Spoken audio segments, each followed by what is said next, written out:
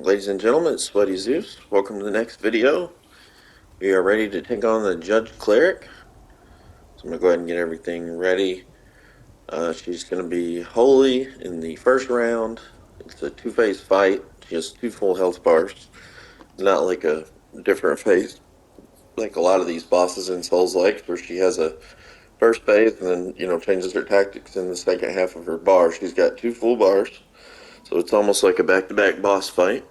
She is going to be Holy resistant and, Holy in the first half, Rogar fire in the second half, and going to be resistant to fire. So you shouldn't have any problem, though, fighting her with Holy. I noticed she's still, when I came through here, in one of my first playthroughs, I had strength and radiance. I didn't have any problem with her using the radiance. So I noticed in this game the resistances don't mean a whole lot. So especially later game. But I'm going to go ahead and max out my spell power with my rings. You're just going to roll in when you're ready. And we've got a little cutscene here. Pretty cool one.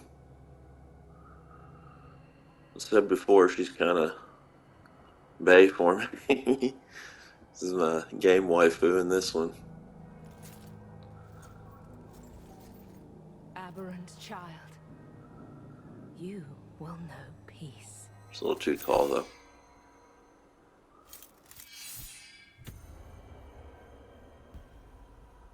Pretty cool enemy.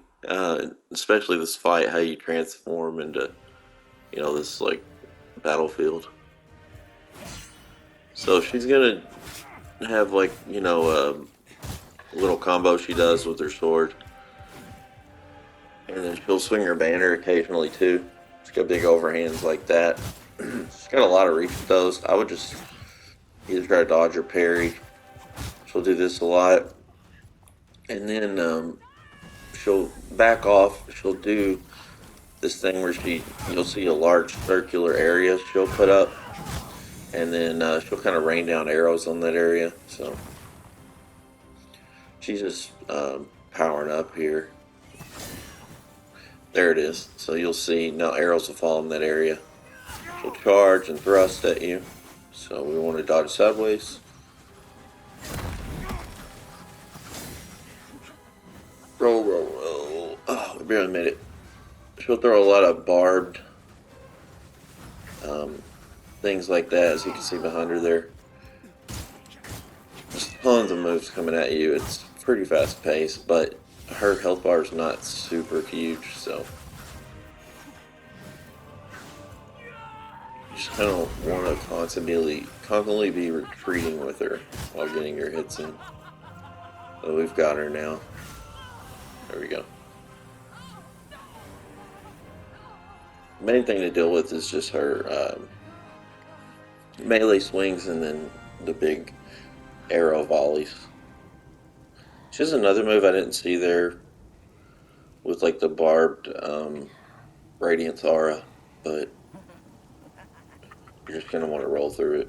I will incinerate your soul with holy fire. This part, she turns ugly and reveals her true self, how she's been corrupted.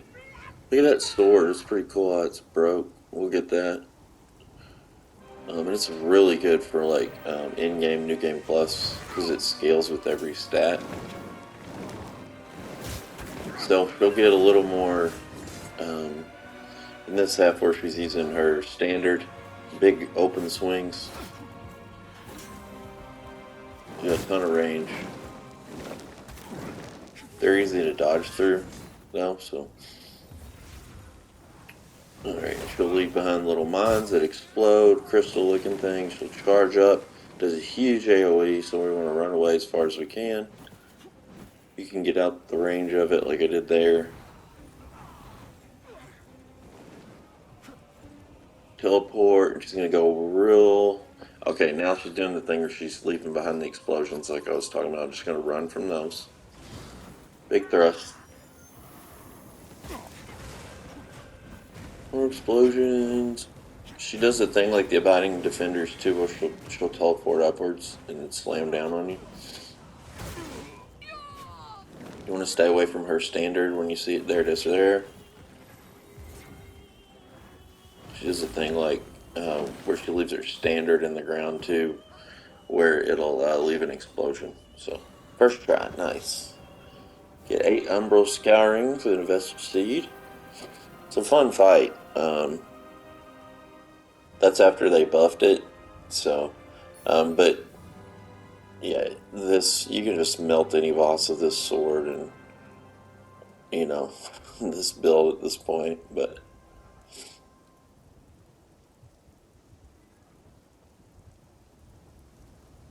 I didn't want to use elusive beam on her because if you're struggling, you can. But it's just a cool fight. I didn't want to breeze through it. We don't even notice what's going on or see it. So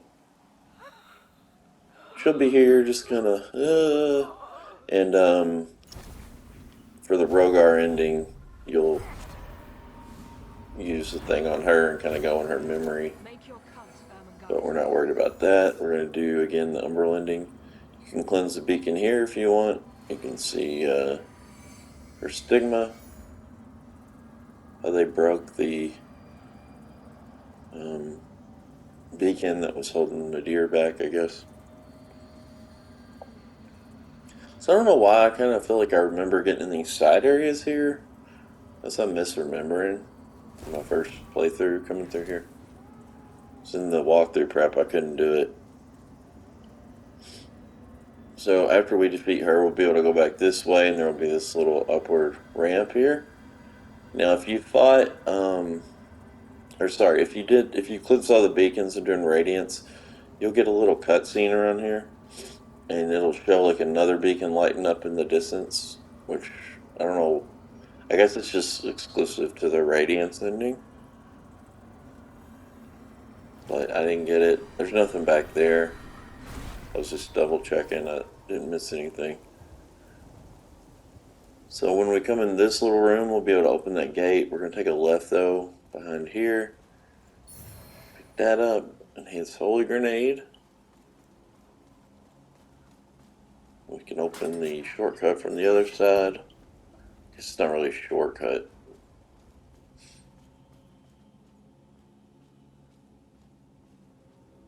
Just kind of allows you to get that grenade back there. Alright. So, we completed Theka here's quest. By the way, I never mentioned this. I should have, but I totally forgot about it. Theka here's quest. If you meet him in every spot, the abbesses, which are the ladies who do the Lucent Beam like attack, the Radiant Sorceresses, you will half their health, I guess, every time you meet with Theka here. So if you meet with them at every point in the game, it makes them a lot weaker. If you don't meet with or talk to him at all, like in all the places we met with them, they'll be like supremely overpowered. So it's just kind of an interesting thing. But it supposedly halves their health every time. It's like a pilgrimage almost he's going on.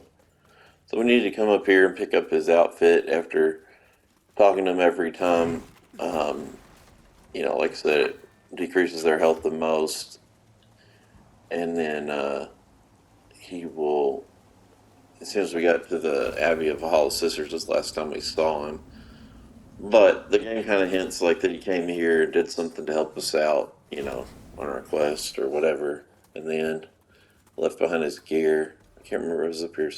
There it is. There it is. So there's his gear, which if you want to look like a hobo. Alright.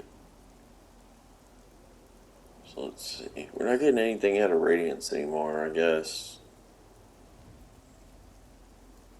I put 2 in, I get a little increase, but probably better used in Vitality. We still got to get through Brahma's Castle, which is the, in-game level. And it's definitely going to be a place to test your Vitality, so we'll go ahead and throw some more there.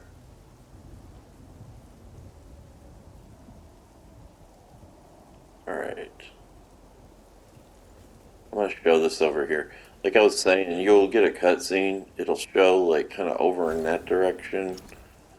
a beacon light. Not originally, I had no idea where to go, so I just got to kind of run around. But it's over.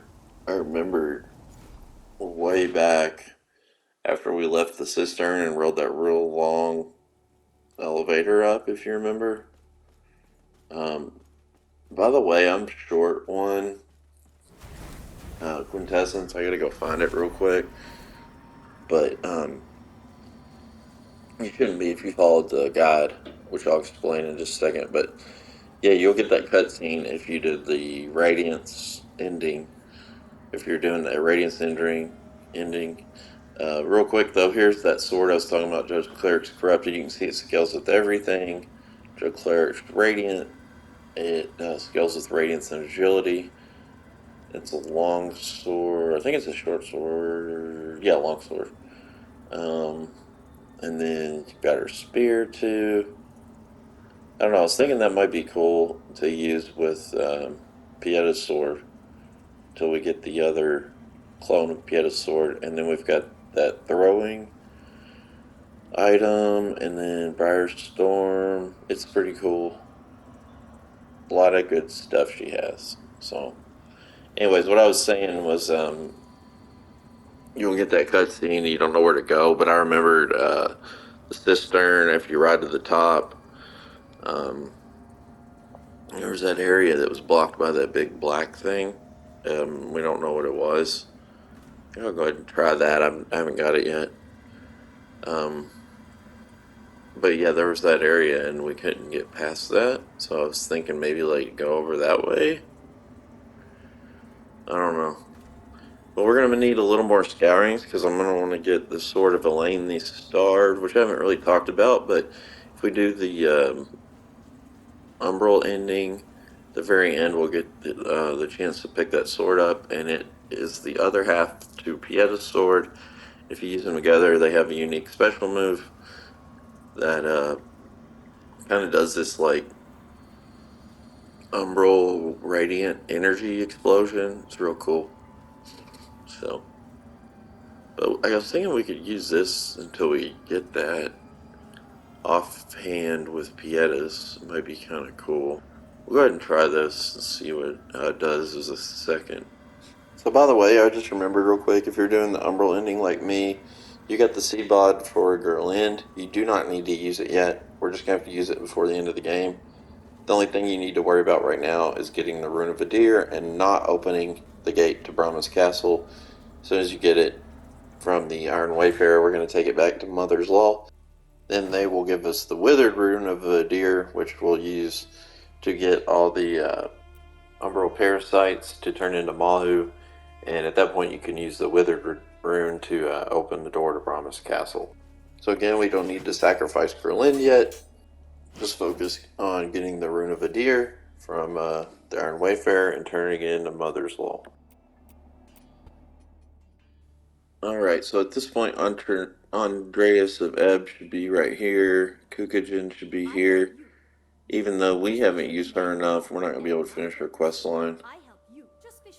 Um, you have to die to summon her, so you have to like die for each fight and then summon her. So I finished a lot on the first try. So we'll just talk to him. We're gonna finish his quest. I'll have a little side video I do on Kukajins if you want to complete that for trophies. Listen to this blowhard. I won't have proof of my birthright lying disrespected in the dirt somewhere. Find it and bring it back to me. Come on, get to it. Bring me that book. Come on, get to it. Come on, get to it. Anyways, just exhaust his dialogue like normal. Come on, get to it. Okay, so back up here, we're gonna go like we're going back towards like the Calrath area. See, this has changed up here.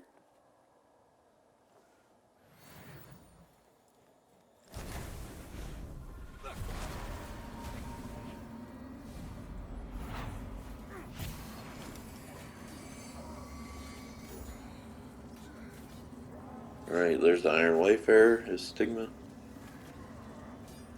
fighting a bunch of Rogar baddies. So if we go through over here, the shortcut we opened, all back. Here's Andreas of Eb's stigma. You'll have to do better than that if you want this land, coward. Keep your distance! Ah, I the warn truth you! comes out. There's his book of lineage. Go drop it off back at him.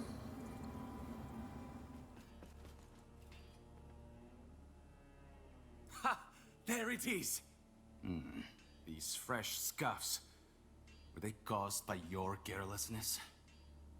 Well, you performed the task required of you, so I suppose I can What a overlook it. jerk. In fact, to show the extent of my gratitude, I'd be glad to fight alongside you at some point during your travels. It's the least I can do. Having a decorated swordsman like Andy is no small privilege, friend. Treasure it. Alright. Having a deck is no small. Exhaust dialogue as usual. We're going to continue on. So I forgot my quintessence. I think it might be this one. I've already went through several. I'll trim all that out. But this is that area I died, and or I didn't die. There it is, right there. I was thinking it might be this one, but this. I mean, I said died, but this is the area where my gameplay crashed. So I had to switch to another character that I was using for co-op, and then turn my walkthrough character into my walkthrough prep character. So it's just the whole thing. So yeah, this makes sense. It was this one. Okay, so back here, I'm just mopping up a few things. There's a stigma right here. I meant to grab of the Holy Cleric. Planting flowers. As you bless these flowers with your radiance and help them flourish. We need all the stigmas we can get right now. Wasted them on that stupid holy sword. I want to get Elaine the Starved sword, obviously. Dude, she's going to be our final boss. And it's like, I think it's kind of like a hidden final boss for the game. It's definitely going to be the most difficult fight in the game, I think. Alright, so last item. We're coming back to pick up Enhanced Accusing Spirit over by Abbess Ursula, right before the Vestige and Abby the Held sisters. You'll see why. This is going to be a real short episode because I had to recut a few things and put them in order regarding the different endings and where we split off. I'll explain more in the next episode. But yeah, see you guys in that one. Vestige is right ahead for context. Thanks for watching. See you guys in the next one. Later.